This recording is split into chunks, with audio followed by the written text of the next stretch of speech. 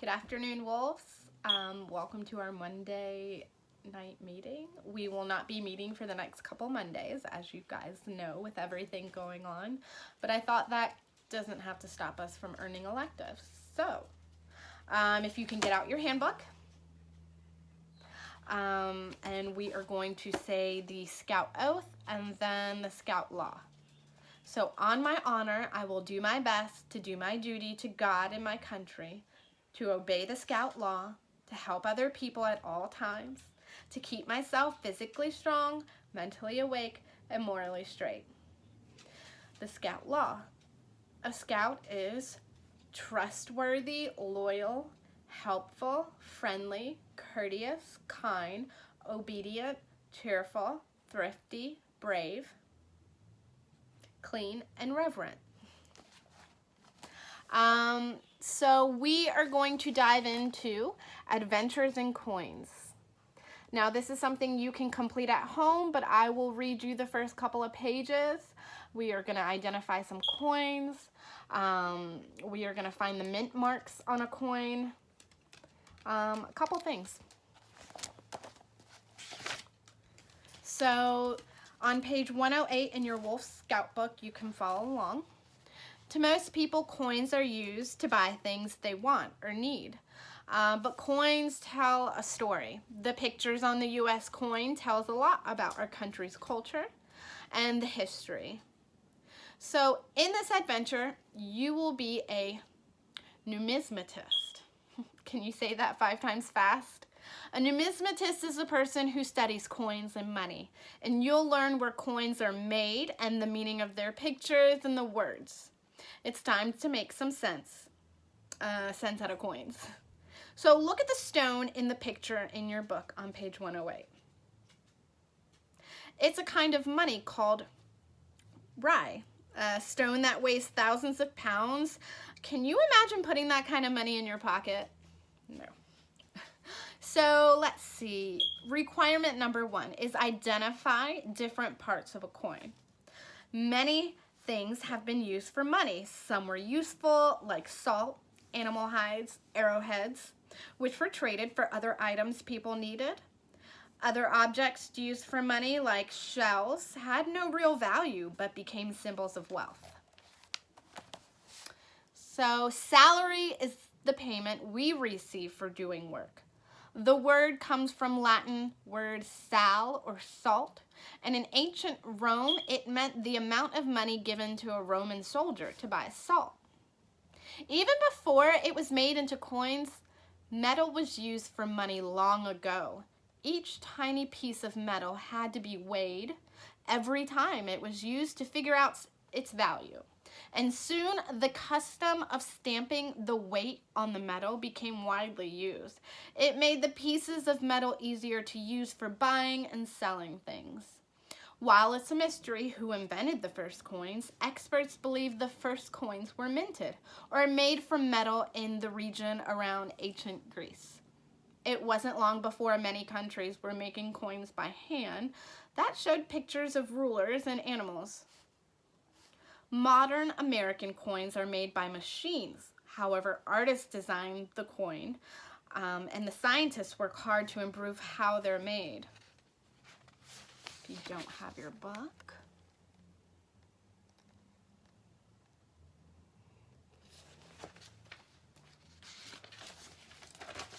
so we're gonna look at a coin. What's special about it? See how many parts you can name. So I have a couple coins right here. I've got a quarter. Can you guys find a coin in your house? It can be a quarter, it could be a nickel, it can be a dime, or it could be a penny. It could be from another country.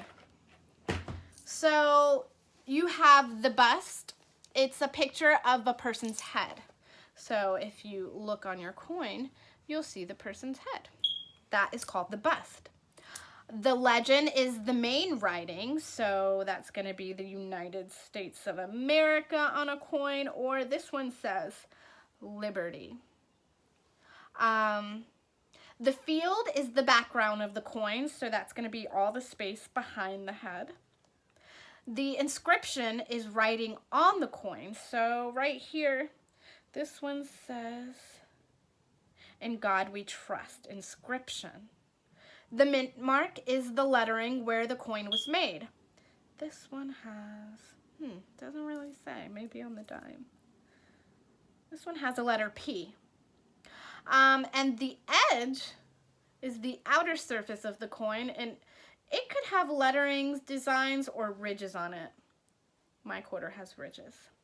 The rim is the raised area near the edge around the coin and on both sides. It helps the coin keep from wearing out too quickly. So, I'll show you the picture that I have here. You should be able to follow along.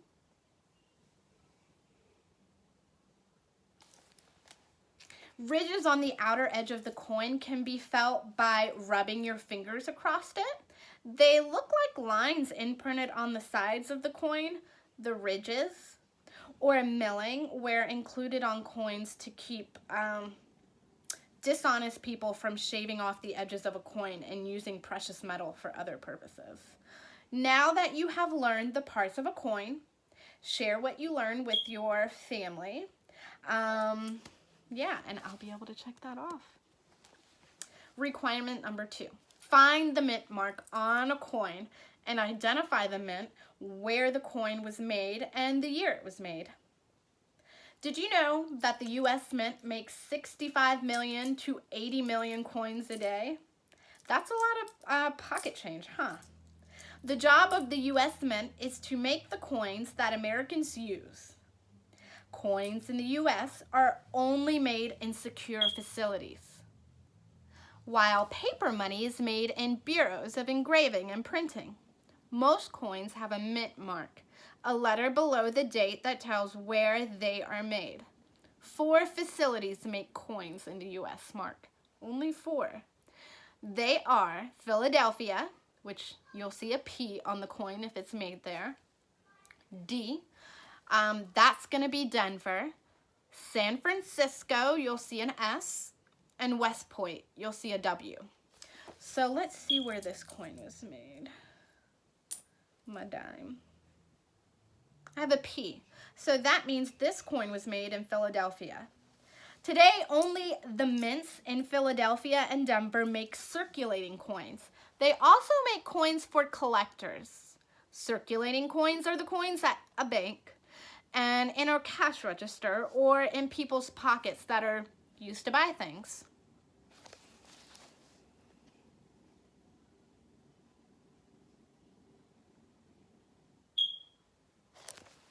Let's see. The San Francisco and West Point mints only make coins for collectors, and these coins could be used as money, but many collectors keep them in their original packaging and they never touch them, with the hope that their rare coins will become more valuable over time. In the past, the U.S. Mint locations made coins. It's possible you might see one of their mints marked on a coin, such as New Orleans, Louisiana, Charlotte, North Carolina, which is a C, and Carson City, Nevada, CC. You may even find some coins with no mint mark at all, which this quarter that I have, there's no mint mark. I don't see anything. Now look for the date on the coin. The date of issue is the year the coin was produced. It is usually found on the front of a coin, but on quarters, in the 50 state quarter program, the date is on the back of the coin. Isn't it amazing how much you learn from just looking at a coin so closely? So let's see, I have a nickel here. This coin was made in 1991. Wow. Let's see my dime. So I have a dime. This coin was made in 1999. They're different. You can get some change at home, and I will be able to check off that. So requirement number 3. Choose a coin that interests you. Make a coin rubbing list, make a coin rubbing out of it, and then list the information next to the coin detailing the picture on it, the year it was made, and the mint where it was made. To make a coin rubbing, you'll need a pencil, or you can use a crayon. You will also need a piece of paper. Let's see. I don't have a piece of paper. But what you'll do, you'll get the coin. I could probably do it right here on this thing. You'll get your crayon. You'll put the coin behind it. And you'll just color. And it should make an imprint. You should be able to see it. And it'll tell all the identifying information, but also right next to it. Make sure you write the information. So it says you place the paper on top of the coin. You hold the paper firmly and keep the coin steady. Then, using the side of the pencil lead, rub back and forth across the paper where the coin is lying underneath.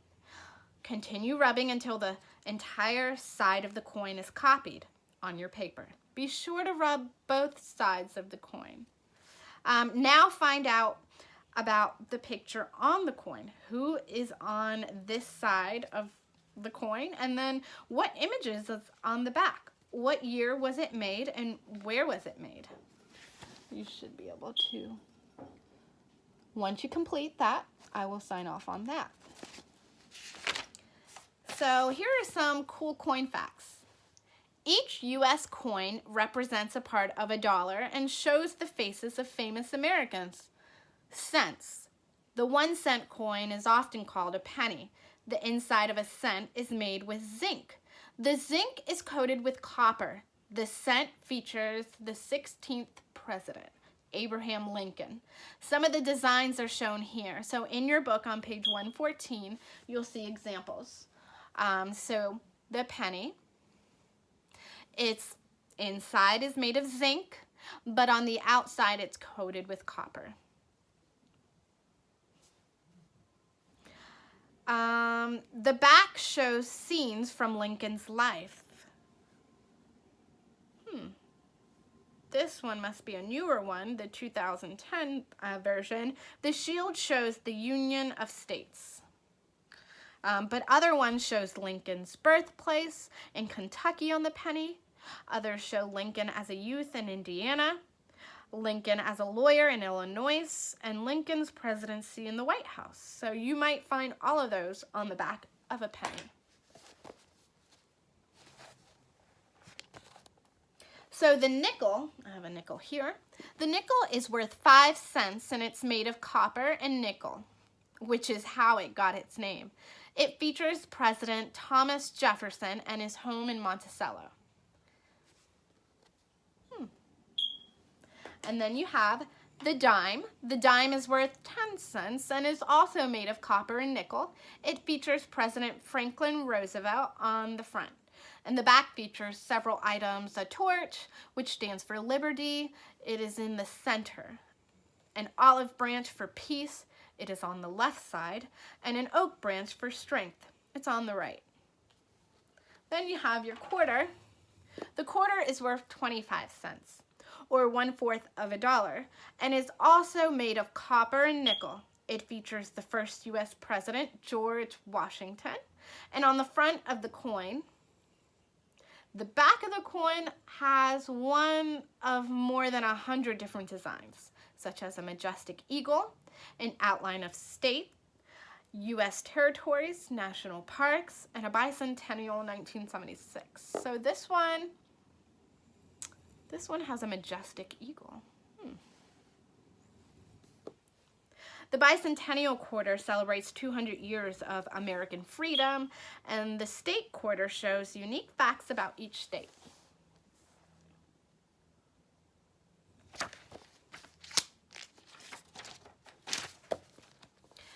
America, the beautiful quarter, shows national parks and sites in each state, Washington, D.C., and the U.S. territories. U.S. territory quarters honors the District of Columbia, Puerto Rico, Guam, American Samoa, U.S. Virgin Islands, and Northern Mariana Islands. what is on the back of your state quarter? What does it show about the history or culture of your state? There's also half dollars. And the half dollar or 50-cent piece is made of zinc and nickel. It features President John F. Kennedy on the front of the eagle, from the presidential seal on the back. And before President Kennedy's bust was put on the half dollar, Benjamin Franklin was featured. The Liberty Bell was on the back of the Franklin half dollar. The coin was made 90% silver and is it's really rare today. Then you've got the dollar coin. So it may look like a gold coin, but actually it's made of some special mixture of copper, zinc, magnesium, and nickel. There are 2 coins in circulation today that represent the gold color $1 coin. The Presidential Gallery of Gold $1 coin shows a U.S. president on the front and a Statue of Liberty on the back. Each presidential coin has edged lettering that includes the U.S. motto, which is a Latin word for out of many, one. That means we come from many states, but we are united as one country. Turn the coin on its side to see the edged lettering. So Native American gold $1 coins show the contributions of the tribes and individual American Indians to the U.S. history and development, and honoring them in this coin. It also says that Lewis and Clark explored the West all the way to the Pacific Ocean. 1804 is what they're depicting in these coins.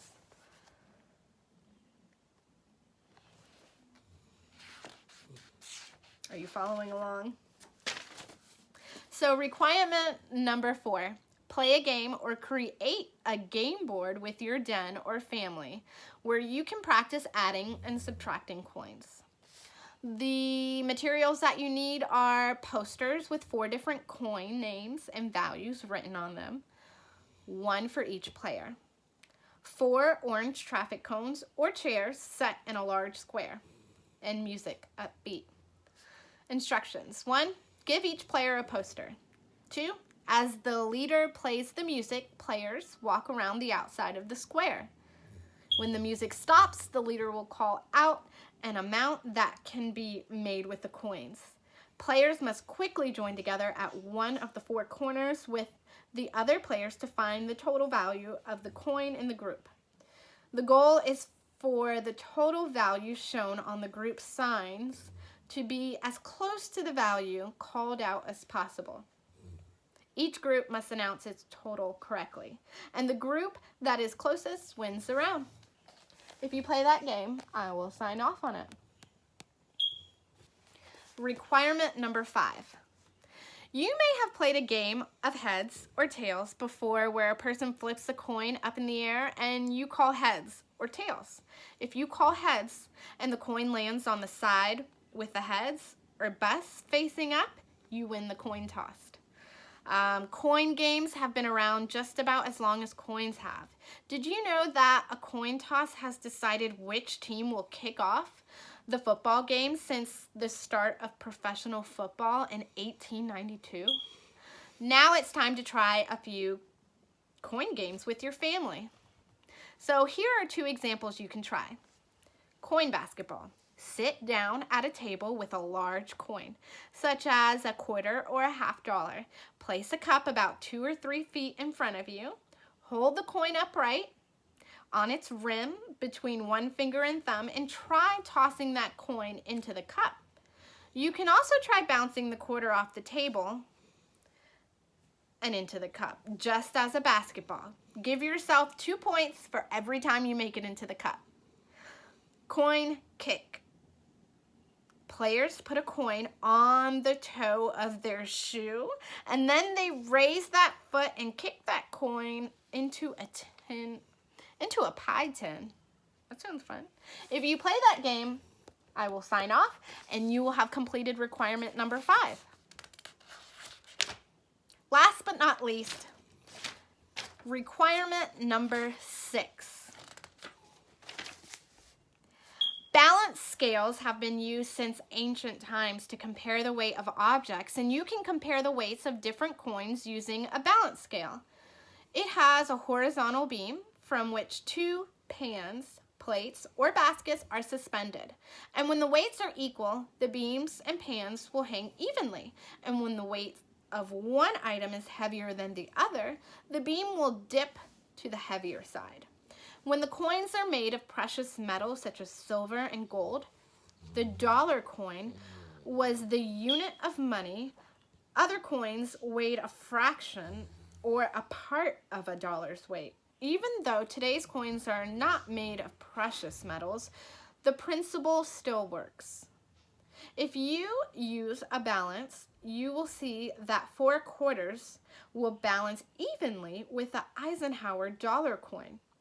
2 half-dollar coins will balance 1 Eisenhower coin, dollar coin, and 10 dimes will balance 1 Eisenhower dollar coin. The 1 cent and 5 cent coins were not made of silver, so they do not follow that rule. So to make a balance scale, you will need 2 paper cups, string, a 10-gallon paint stick, tape, binder clip, pen, pencil, or wooden dowel, and a heavy book. I think you can find these all at home. So instructions, you poke a hole in 2 paper cups and tie a string to them. 2, you hang the paper cups from opposite ends of a 10-gallon paint stick. 3, you will probably want to tape the string to the stick to keep them from falling off when the beam tilts. Now attach a binder clip to the middle of the stick, dangle it from your fingers, and work the clip back and forth on the stick until the sticks hang level. Hang the binder clip from the pen, pencil, or dowel. Set the pencil on a table and hold it in place with a heavy book. Your scale is complete. This is what it should look like. When you do that, I will sign off on it. Send me a picture. Requirement number 7, do a coin weight investigation. Using your balance scale, try to find different values of coins that might weigh the same. For example, do 5 pennies equal the weight of a nickel? How many? Which is heavier? How can you make them equal? Does the weight of 2 nickels equal the weight of a dime? Place a dime on one side of a balance scale and 2 nickels on the other side. Which is heavier? You might also go with your parent to a bank and ask for 50-cent coins and an older Eisenhower $1 coin. Then compare them to the other coins. Does the weight of either coin relate to its value? You can use your balance scale to do many coin weight investigations. So that'll be right here on page 122. We'll sign off on that. Try that out. And on this page, you can put your coin rubbings. So you can use this page for your coin rubbings you make for requirement 3. And when you're all done with that, you've completed another elective, and we'll be able to present that to you. I'm not sure when, but we'll try. I hope you like this session. Send me some pictures. Let me know that you did it so we can earn that elective. Next week, if you want to look ahead, we'll be doing Heir of the Wolf on page 124. That's going to be a fun one. Paper airplanes. Woo! Well, I miss you guys, and enjoy this video.